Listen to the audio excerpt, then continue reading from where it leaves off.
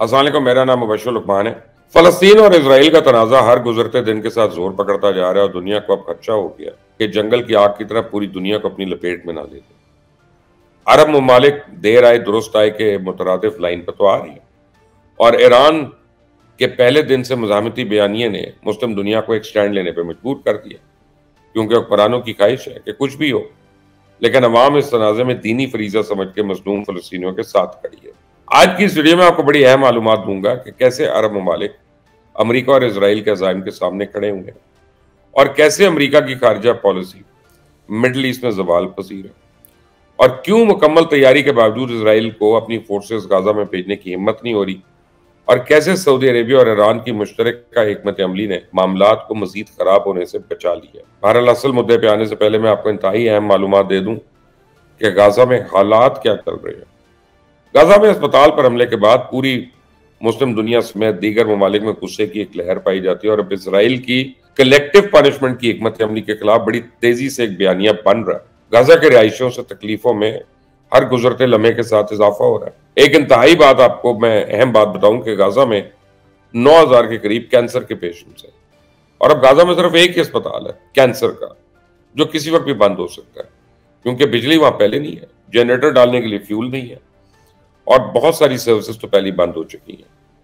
तो अब कभी इम्कान यह जारी है कि शायद उसको बंद करना पड़ जाए, मरीजों के पास इलाज के अलावा और कोई ऑप्शन नहीं है। लेकिन 7 अक्टूबर से तमाम तर सप्लाई, चाहे अद्वियात हो या पानी, बिजली, फ्यूल, खाने पीने की अशिया, ये सब बंद होने की वजह से अस्पताल चलाना मुमकिन ही नहीं रहा। अमेरिकन प्रेसिडेंट जो बाइडेन का कहना है कि इमदादी सामान के 20 ट्रकों पर मुश्तमिल पहली खेप जो है वो रफा क्रॉसिंग के जरिए जुमे को जनूबी गाजा रवाना हो जाएगी। अब मिस्र के जो सदर हैं उन्होंने रफा क्रॉसिंग खोलने की इजाजत इंसानी बुनियादों पर दे दी। क्रॉसिंग के आसपास की सड़क को मुरम्मत की जरूरत है, वो काफी टूटी हुई है, फूटी हुई है, इसलिए मुमकिन तौर पर जुमे के रोज इमदादी ट्रक जो है वो शायद रवाना हो और इमदादी सामान जो है अक़वाम मुत्तहिदा के तहत तकसीम किया जाएगा।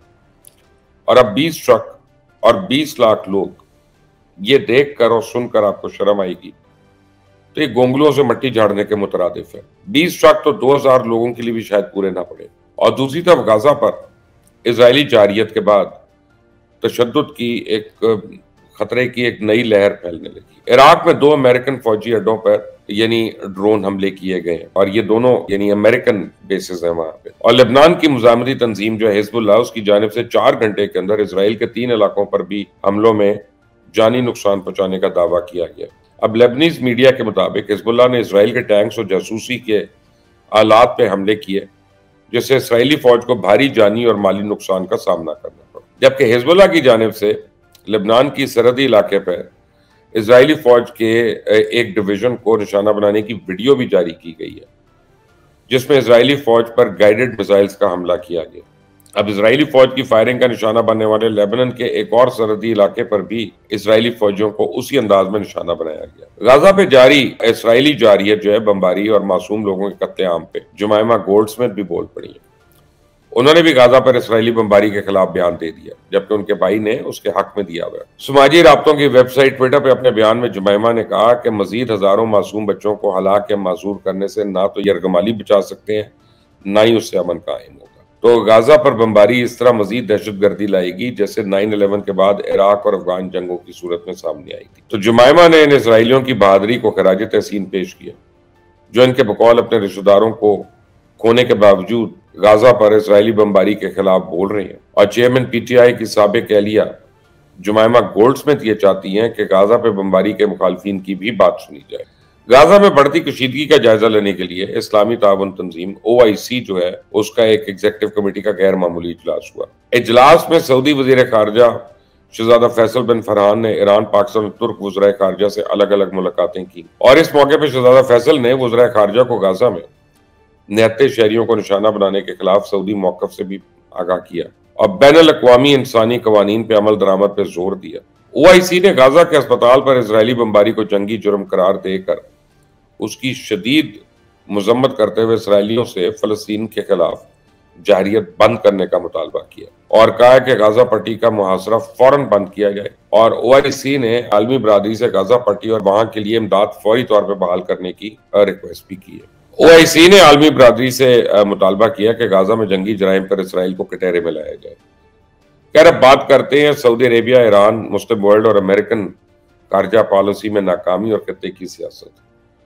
सबसे अहम और पहली बात यह है कि फलस्तीन और अमेरिका के मामले पर अरब मुसलमान हुक्मरानों की सोच और रवैया तब्दील हो गया और यही वजह है कि इसराइल यूरोप की हिमायत और अमरीकी फौज की मदद के बावजूद फलस्तीन में बैक वक्त जमीनी, फिजाई और बहरी कार्रवाई नहीं कर सका, न ही अब तक हमास के खात्मे की कोशिश कर सका। देखना यह है कि यह सब कैसे और क्यों हुआ, क्योंकि इस जंग में इसराइल का जो मिशन था वो ये है कि गाजा के इलाके को इसराइल में शामिल करके खत्म कर दिया जाए और दूसरा एक बड़े फौजी ऑपरेशन के जरिए हमास का खात्मा था। इसराइल चाहता था कि हमास कोई ऐसा कदम उठाए कि जिसके बाद इस मसले को जड़ से खत्म करने का इसराइल को बहाना मिले, लेकिन ईरान और सऊदी अरेबिया की दानिशमंदाना सोच ने गालिबन इसराइल के तमाम अज़ाइम नाकाम बना दिए, बल्कि मशरिक़ वस्ता की सारी बिसात भी पलट दी। अमेरिका चाहता था कि अरब के अंदर कमजोर हुकूमतों को बिठा के मशरिक़ वस्ता की सारी चौधराहट जो है वो इसराइल के हाथ में दे दी जाए और उसके बाद आसानी के साथ ग्रेटर इसराइल के मंसूबे को पाया तकमील तक पहुंचाने के बाद अरब दुनिया के वसाइल पे कंट्रोल हासिल किया जाए। लेकिन गालिबन अमेरिका के इस मंसूबे के आगे ईरान और सऊदी अरेबिया अब एक कहानी दीवार साबित हो रहे हैं।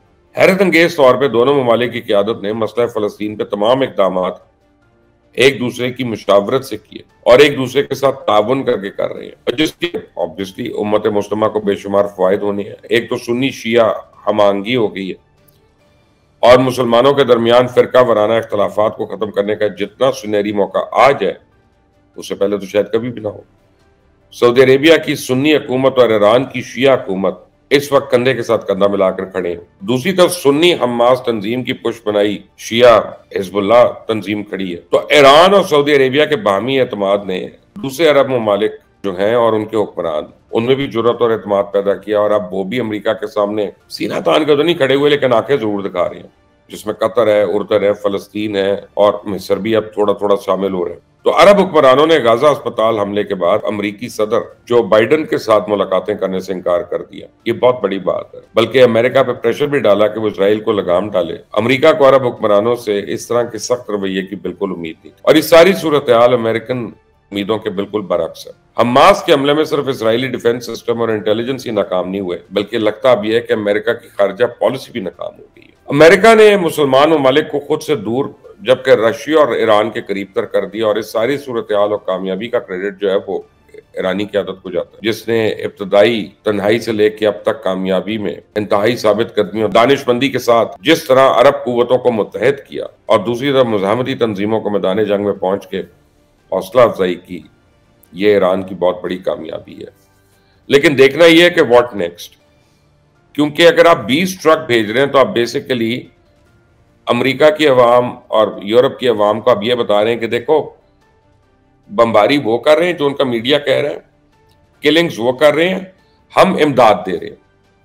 यानी आप दोनों तरफ जो है वो एक ऐसा प्रोपेगेंडा हो रहा है।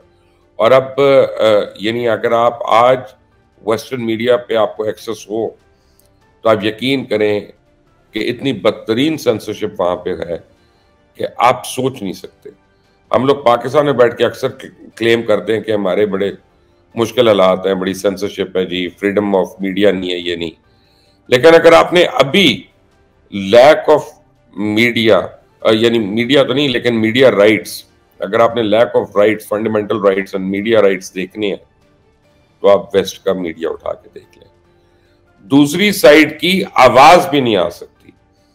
जो एंकर्स हैं वो पहले किसी भी एनालिस्ट से जब सवाल करते हैं तो पहला उससे सवाल ही करते हैं, do you condemn the genocide and the vicious attack by Hamas. यानी वो पहले सवाल के अंदर एक ओपिनियन बनाने की बात हो रही होती है कि एनालिस्ट को कह रहे हैं तुम हमें राय दो, ओपिनियन दो, तज्जिया ना दो। तज्जिया नहीं चाहिए किसी को। अब देखते हैं क्या ये सब कुछ छुपा रहता है दुनिया से कि ये इस बारी शायद वो ना हो सके। सारी आंखें जो हैं इस वक्त मशरिक़ वस्ता के ऊपर हैं। जैसे कोई और डेवलपमेंट आती है मैं आप तक लेके आऊँगा। आपने अगर इस चैनल को सब्सक्राइब नहीं किया तो प्लीज़ कर लें, बेल आइकॉन को प्रेस कर लें। Until the next time, Allah Hafiz.